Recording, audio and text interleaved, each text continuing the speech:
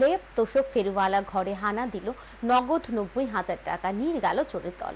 ঘটনা সোনামুড়া রাঙ্গামাটিয়া এলাকায়। জানা যায় বিহার থেকে আসা ইদ্রিস মনসুরি সহ আরো 3 জন লোক সোনামুড়া রাঙ্গামাটি এলাকায় দীর্ঘ 7 বছর ধরে এক বাড়িতে ঘর ভাড়া করে বসবাস করে আসছে। তারা এলাকায় লেপ তোষক ফেরি করে বিক্রয় করে। রাঙ্গামাটিয়া এলাকার বাসিন্দা আব্দুল রফিকের বাড়িতে তারা ভাড়া থাকতো।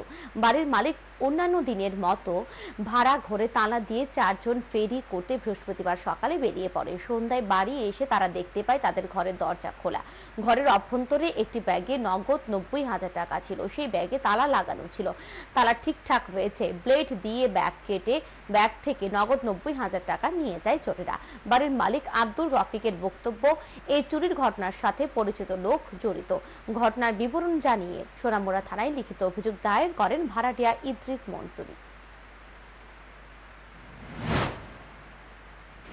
আজকে দ্বিতীয় চাবিটা দিয়ে তালা লাগিয়ে বেরিয়ে গেছে।